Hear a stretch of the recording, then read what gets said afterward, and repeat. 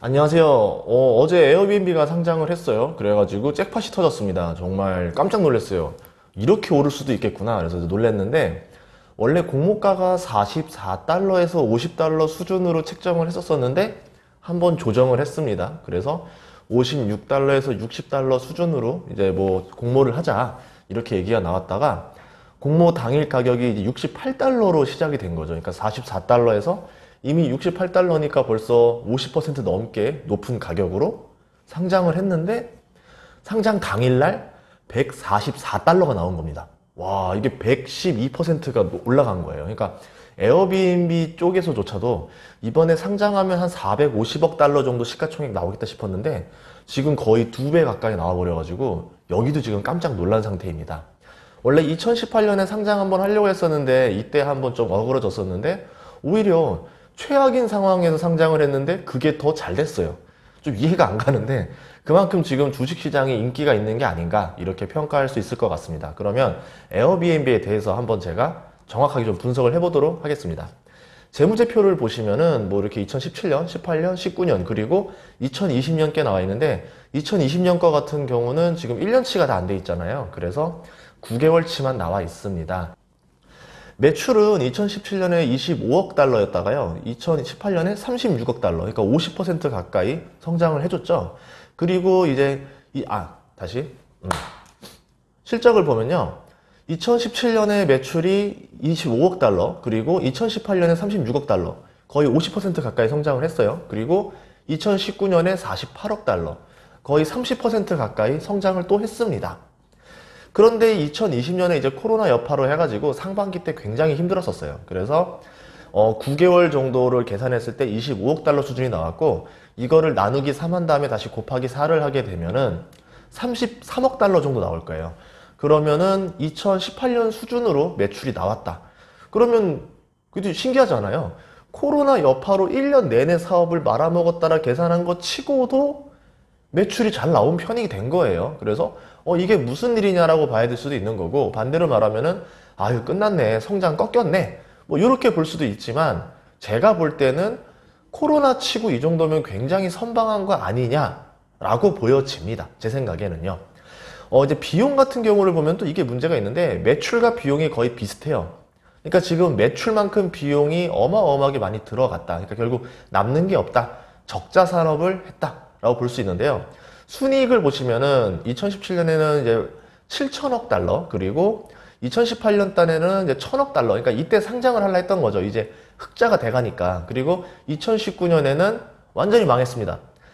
매출은 최고치를 찍었는데 비용도 최고치를 찍었어요. 그러니까 이 어플이라는 거를 유지하고 독점이라는 사업을 유지하기 위해서 어마어마한 비용이 투자가 된다라는 거죠. 옛날에 그 다이아몬드로 치면은 드비어스사가 다이아몬드 광산을 거의 독점을 했지만 다이아몬드 마케팅을 위해서 많은 비용을 투자하는 바람에 드비어스사도 생각보다 마진이 별로 안 남았었거든요. 그러니까 이런 상황, 이런 원리라는 것 같아요. 그러니까 독점 기업이라고 해서 비용이 적게 들고 막 이익이 폭발적으로 나온다? 그렇진 않아요. 어느 정도 그 분기점은 있어요. 그 이상 나와야 됩니다. 그래서 2019년에 6억 7천만 달러가 적자가 난 거죠. 어마어마하게 크게 난 거죠. 그리고 이제 2020년에도 적자가 크게 났어요. 뭐 이거는 예상할 수 있겠죠. 그래도 작년이랑 준하는 수준밖에 나지 않았다 라고 지금 시장은 평가하는 것 같아요. 주당 순이익으로 보는 게 여러분들이 더 편하실 것 같아서 지금 주가가 114달러 정도 되잖아요. 그러면은 2017년에는 마이너스 0.27달러, 2018년에는 0.07달러, 2019년에는 마이너스 2.59달러, 그리고 2020년에는 마이너스 2.64달러. 그러니까 내내 적자라는 이야기가 나왔죠. 물론 최근 3분기는 흑자가 나왔어요. 그래서 상장을 하게 된 겁니다. 그럼 에어비앤비는 어떤 기업이냐? 전 세계에서 사용하는 어플이에요. 이제 여행이나 출장 시에 많이 사용을 하는데 2008년에 시작했어요. 그런데 지금 벌써 호스트가 400만 명입니다. 방 주인들만 400만 명이고 게스트가 이용한 사례만 지금 벌써 8억 회 이상 이용했다라고 홈페이지에 나와 있어요. 에어비앤비 숙소만 해도 지금 560만 개다 이렇게 나와 있고 도시가 10만 곳, 국가가 220개국 이렇게 나와 있고요. 이 정도면은 에어비앤비는 그럼 지금 전 세계에서 어떻게 보면은 숙박 어플을 독점하고 있는 거 아니냐 이렇게 볼 수도 있다라는 거죠. 그러면 성장성은 어떻게 되느냐 한번 보도록 할게요. 해피 뉴 이어. 그러니까 가장 숙박으로 치면은 단가가 제일 비싼 날 중에 하나예요. 예전에 파리에 있을 때 보니까 크리스마스 시즌에 있었던 비용보다 그 해피 뉴 이어 전날 밤 그날이 비용이 3배 더 달라더라고요. 굉장히 비쌌죠. 그러니까 이때가 어떻게 보면 가장 극성수기인데, 이때 이용자를 봤더니 2019년 기준으로 해서 봤더니 450만 명 정도가 된다라는 거죠. 그러니까 거의 2015년 기준으로 봤을 때 최근 4년 동안 이용자가 4배가 증가했다. 그러면 어느 정도 에어비앤비를 이용하는 사람들의 증가폭을 계산해 볼 수 있겠죠. 또 다른 이용자도 있는데요. 그 이용자 게스트를 봤더니 2019년 기준으로 450만 명이 나왔었습니다. 여기서도 보면은 최근 4년 동안 4배가 증가했다라는 것을 알 수 있다라는 거죠. 그러면 시간으로 봤을 때도 공간으로 봤을 때도 합쳐보니까 한 4년 동안 4배 정도의 증가세를 보여줬구나 라고 알 수 있었다라는 겁니다. 그럼 에어비앤비의 단점은 뭐냐? 코로나 여파가 이제 가장 크겠죠. 아무리 성장성이 좋은 기업이고 독점 기업인 건 알겠지만 그래도 코로나 여파가 좀 크지 않겠느냐라는 생각을 하고 있는데, 이용 도시를 보면은 파리가 제일 많아요. 대부분 유럽과 미국 비중이 높다라는 것을 알 수 있죠. 그런데 코로나가 제일 심했던 곳이 유럽과 미국이었었고, 지금 여행을 거의 하지 않게 됐잖아요. 그러면 이쪽이 지금 여행이나 관련으로 해서 타격이 크지 않았을까라고 생각이 됩니다. 또 에어비앤비의 단점 하나가 뭐냐면 불법 단속이에요. 이 많은 나라에서 에어비앤비가 합법이 아닙니다. 이 합법의 기준이 까다로워요. 우리나라 같은 경우도 보면은 방 하나이면 안 되고, 도시민박업을 해야 되고, 외국인 대상으로만 해야 되고, 뭐 180일 이하로만 운영을 해야 되고, 방 한 개는 되지가 않고, 오피스텔 안 되고, 뭐 엘리베이터 라인에서 50% 이상의 이용자들에게 동의서를 받아와야 되고, 뭐 구청마다 굉장히 까다로운 조건을 하고 있는데, 외국 같은 경우는 더 좀 다양해요. 기본적으로 합법을 안 해주는 나라들이 상당히 많고요. 제가 캐나다에 가서 에어비앤비를 이제 하면서 이제 살려고 이민 가려고 그때 여행을 간 적이 있었는데, 캐나다에서 이런 말을 해주더라고요. 한 달 이상만 가능하다. 한 달 이하는 불법이다. 이런 말을 듣고서 접었었어요. 왜 그랬냐면 한 달 이상 머무를 수 있는 여행객이 얼마나 되겠느냐. 이게 좀 단점이 될 수 있겠죠. 보통 이제 한 달을 왜 한 달로 보냐면, 이 한 달이라는 단어가 보통 임대업이냐 숙박업이냐로 나누는 기준점이 됩니다. 우리가 보통 임대업에서 보면 단기 임대라고 했을 때 한 달짜리를 단기 임대라고 보잖아요. 숙박이라는 거는 하루 단위로 끊어갑니다. 그래서 외국에 가보니까 이를 피하기 위해서 한 달 단위로 임대차 계약서를 쓰는 호스트들도 많이 있더라고요. 그 나라들은 다 불법이라는 거죠. 또 코로나 이슈가 되더라도 이제 아무래도 호텔과 모텔도 지금 굉장히 어렵다 보니까 여기도 살기 위해서 압박을 많이 넣을 거예요. 민원을 넣는다던가 막 제기를 하기 때문에 에어비앤비가 설 자리가 막 생각보다 좀 어렵지도 않을까, 이런 걱정도 있습니다. 그러니까 에어비앤비가 얼마나 합법화 되느냐가 에어비앤비의 또 다른 성장성으로 볼 수 있지 않을까, 이렇게 생각이 됩니다. 대체 지금 이 위험성을 어떻게 극복할 거야? 이런 건데, 지금 코로나로 인해서 굉장히 힘들어졌고, 여행객이 지금 예전처럼 되살아나기도 어려울 것 같아요. 한 몇 년간 동안은 사람들이 트라우마가 있기 때문에 여행을 함부로 하려고 하지 않을 겁니다. 근데 출장객이라던가 이제 장기 숙박으로 전환을 하게 되면은 또 새로운 아이디어가 되는 거죠. 이런 말도 하더라고요. 자가격리에 떠오르는 장소가 되고 있다. 이제 이런 말을 해서, 지금 뭐 자가격리 때문에 뭐 오히려 수익이 많이 났다, 이런 말들도 하긴 하는데, 나름대로 살기 위해서 어떠한 변신을 한다, 이렇게 볼 수 있을 것 같고요. 단기 임대업으로 변신을 했다라 그래요. 그래서 이제 이게 만약에 고착화가 되게 되면은 뭐 우리나라로 치면은 직방, 다방, 쉐어하우스랑 경쟁자가 되는 거겠죠. 올해 3분기 수익을 봤더니 되게 깜짝 놀랐어요. 매출이 13억 4천만 달러, 그러니까 우리 돈으로 1조 5천억 매출이 나왔고, 순이익이 나왔습니다. 적자가 아니에요. 흑자가 났어요. 3분기에 2,400억 정도의 흑자가 났는데, 제가 이를 다시 1년으로 해봤더니 1조 정도, 1조 가까운 순이익이 났다라는 거죠. 그러면 이제 에어비앤비라는 거를 어느 정도 평가할 수 있다라는 거죠. 이 최악의 상황에서 퍼십을 적용해도 시가총액 10조 정도가 나온다라는 거예요. 그러면 지금 순이익 대비 현재 시가총액 수준을 보게 되면은 지금 95조 정도 되니까 퍼가 95라는 겁니다. 너무 비싸다, 이렇게 말할 수도 있는데, 역으로 생각을 해보자고요. 지금은 최악인 상황이에요. 그리고 에어비앤비가 한 5년 정도 지나서 이익이 성장을 했을 거 아니에요.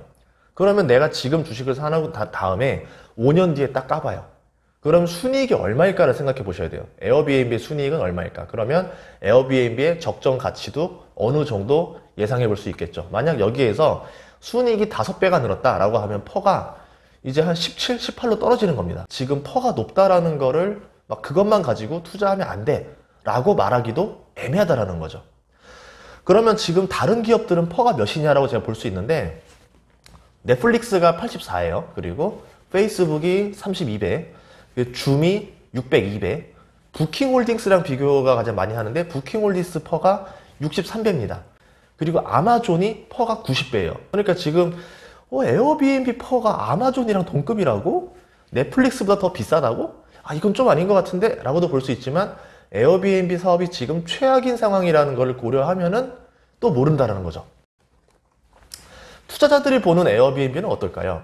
최근에 사모펀드에서 10억 달러 투자를 받았었어요. 그때 조건을 보면은 투자자들이 어떻게 에어비앤비를 평가하는지를 알 수가 있었는데, 우선은 대출 이율이 연 10%였었습니다. 그리고 주식 전환 권리를 달라는 거죠. 뭐 전환 사채라던가 신주 인수권부 사채처럼 채권으로 가지고 있다가 에어비앤비 사업이 안정화가 되면 나 주식으로 바꿔줘가 된 겁니다. 그리고 구조조정을 하라라고 지시를 했습니다. 에어비앤비가 이 조건을 다 받아들이고 10억 달러, 지금으로 치면 한 1조 1000억 정도의 투자비를 받았다는 건데, 굉장히 이건 노예 계약이죠. 네.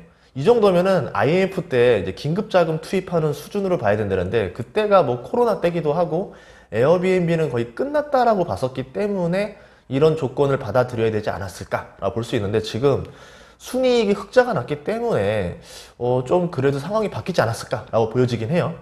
버핏이 질레트에다 지원자금 투입할 때도 이렇게 나쁜 조건으로 투입하진 않았었어요. 버핏 때가 8%였었거든요. 그때도 전환사채이긴 했었지만, 어쨌든 뭐 이런 이유들 때문에 에어비앤비도 이제 상장을 한 게 아니냐, 이런 사모펀드에서 받은 돈이라던가 이런 어떤 무언가가 있었겠죠. 올해 안에 상장하는 조건으로 하면 뭐 이런 이면 계약이 있을 수도 있고 뭐 어떤 옵션이 있을 것 같은데, 어쨌든 상장을 했는데 잭팟을 맞았다라는 거는 뭐 축하할 일입니다.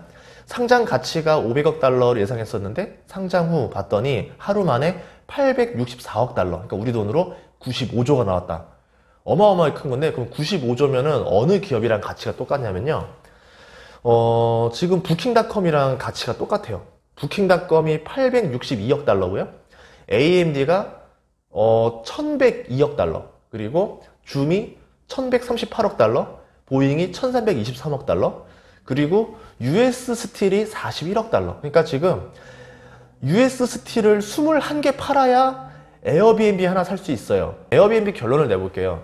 에어비앤비는 어쨌든 여행, 출장, 숙박 어플 중에서 개인 간에 연결을 해주는 독점 업체다.